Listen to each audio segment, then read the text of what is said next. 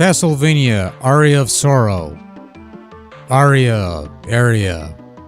Better flip on it and be done with it. Hold on, I think I got a coin somewhere. Yeah. Aria it is. Okay, moving on. Released in 2003 for the Game Boy Advance and pretty much rounding out the trilogy of games released for the system following 2001's Circle of the Moon and 2002's Harmony of Dissonance, Aria of Sorrow is the best of the Igavania output on the system and certainly a substantial step above Harmony of Dissonance, which was a largely adequate but otherwise underwhelming adventure and something of a learning experience for Koji Igarashi and his crew. And whatever lessons were learned from that experience were applied to this Sorrow, and the result is a far better game as a result. Aria of Sorrow places you in the role of Soma Cruz, an exchange student who deals in performance-enhancing drugs and moved to Japan in order to not get caught by the FBI and— wait, what's that? That's not the story? Then why did you name your main character after a fucking star— Jesus Christ. Okay, what's the story? Okay, that's the story? Okay. Aria of Sorrow has you playing as Soma Cruz, an exchange student who is studying abroad in Japan because of course he is, when suddenly the demon castle appears and brings Soma and his friends to its haunted halls, which shouldn't happen because Dracula was defeated forever in 1999, and yeah, here we are because whatever. If it didn't happen, we wouldn't have a game. So Aria supposedly takes place in the year 2035, you know, the future. As of this video at least, but the only way you'd really know that is through exposition and reading the manual, because nothing here indicates that this is the future other than maybe a couple of big gaping holes in the main hall, which honestly says nothing other than there's big holes in the main hall now. There might be a couple robots and maybe a couple guns, but that's about it. Anyway, in the grand scheme of things, Aria plays out as others have before. You're still roaming the desolate castle, you're fighting the bad guy things, gain new abilities, kill some bosses, stuff like that. Generally speaking, it's standard fare for a typical Igavania offering with all the standard tropes. The main quest with 3 endings, including the usual premature ending if you don't have certain items on hand for a certain battle, new takes on the usual locales you'll travel to, lots of exposition to fill lore, the side character you fight and later unlock after beating the game with no story relevance, the boss rush mode if you clear quickly enough, you'll get extra items for your stack, and stuff. There's a couple minor changes, the most important being a shop system where you can actually sell off stuff you don't need instead of resorting to finding rare gemstones and such, which is a considerable improvement over Symphony's and Harmony's shop. Thank you for that.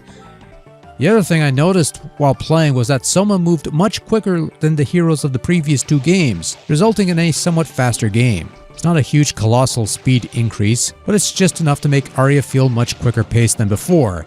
This quicker running speed would permeate over to the DS trilogy of Igavanias, which we won't be looking at anytime soon, unless they end up getting released as part of some compilation somewhere, which may or may not be the case by the time this video comes out. But yeah, going from Circle with its somewhat slow protagonist to the speedy Soma Cruz is a bit of a revelation, and it makes for some intense boss battles at times.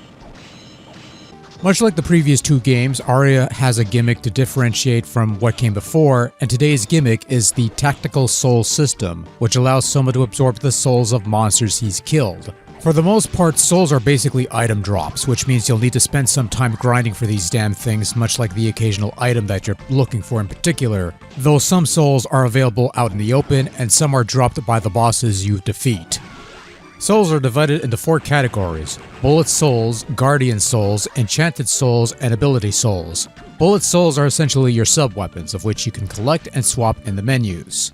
Guardian Souls are familiars, shields, and other effects triggered by holding the right trigger. Enchanted Souls gives you some additional ability or enhancements while equipped, while Ability Souls are basically your relics, your double jumps and whatnots.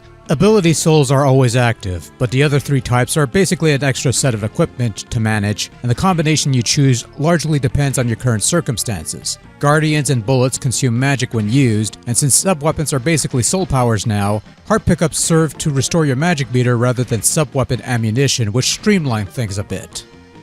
Aria has no second castle to explore, although there is another dimension towards the end that I'm going to spoil right off the bat. It's basically a chaos dimension that recycles some castle segments and is a much more linear affair despite the missing map and the chaotic dead ends, which is the only real neat effect that I wish was employed more to make this part a little more unique, but whatever. Beating the game enables Julius mode, which lets you play as Julius Belmont, traditional whip-todding hero with a couple traditional sub-weapons at his disposal, a mild level progression system where boss capsules will boost his largely invisible stats, make him stronger somewhat, and some moves to help him get around, including a pretty nifty teleport dash, which I actually quite like. Much like the previous game, there's a boss rush of 3 paths, there's also an unlockable hard mode, as well as the ability to start a new game with all the souls you previously collected, and there's some connectability features such as the ability to trade souls with another player. You gotta catch them all after all. Third time's a charm seems to be the prevailing thought of Aria of Sorrow, as it is perhaps the most refined of the 3 GBA entries. A lot of the nagging issues of the previous games, hell, even some nagging issues I had with Symphony seem to be resolved here. Pacing is the first thing.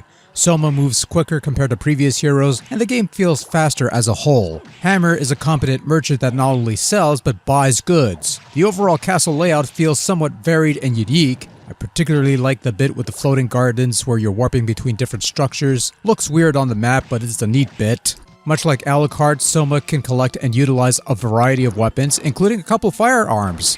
Actual fucking guns. They suck, but they're nice to have. I like the soul system, basically combining the sub-weapon and magical power bits into one thing. By that extension, it means having a whole bunch of sub-weapons at your disposal from a menu you could equip, as opposed to holding one at a time, which I found somewhat archaic in this sort of thing, because apparently it's impossible to figure out a means of collecting a whole bunch of sub-weapons and pulling them out as needed, except we already had a game that did that. It's called Simon's Quest.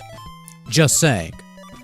Control's actually quite nice. It's simple, responsive, pulling off the advanced techniques is a snap, and it doesn't feel like an absolute chore to endure. Having a hard mode is nice for those who want it, as is the boss rush, and there's also a sound mode so you can listen to all the soundtracks and such. And Julius is also a fun side character to play with, if you want to play with him, I suppose. As far as the graphical presentation is concerned, well, once again, third time's a charm as the old saying goes, and Aria of Sorrow is probably the best looking in that GBA trilogy. The backgrounds are very detailed, fairly bright without being obnoxiously so. The character and creature designs are quite nice. The sprites animates fairly smoothly, and none of the heroes have that blue aura bullshit from the previous game. The bosses are a little more inspired than what came before, and perhaps most of all, it's actually pleasing to the eyes overall. Neither too dark nor too much of an eyesore, just a happy medium in the middle, as though all the lessons learned from the previous 2 games were taken to heart. Sound also found its balance here. The score has a fine selection of lively, energetic, and sometimes moody tunes that sound like something at home with a Game Boy Advance, a step above the previous game in every way. Very few old tunes to be found here, it's mostly new stuff, and it's good tunes. Sound effects are the usual stock sound effects sounding stuff, though somewhat higher quality, and with some occasional vocal bits dropped in for good measure, those sound alright too. When it comes to the Igavania offerings on Game Boy Advance, Castlevania Aria of Sorrow is a case where they saved the best for last. It's the closest you're going to get to a Symphony-like experience on the handheld, and honestly, I prefer this game over the PS1 Classic. It's a much faster paced title with the right balance of open-endedness and challenge. There's plenty to do without the excessive padding. Experimenting with the different soul powers you collect is a bit of a treat. I enjoyed the little interactions here between the different characters. Seems like they have some actual personality. And the presentation is top-notch with some quality tunes to go along with it. If you're only going to play one of these GBA Vanias, then Aria of Sorrow would be the best choice because it is a fine game indeed. But then again, if you do have the Castlevania Advance Collection on hand, which came out a year or so ago, why not play them all? Even the worst of the lot still has some value to it.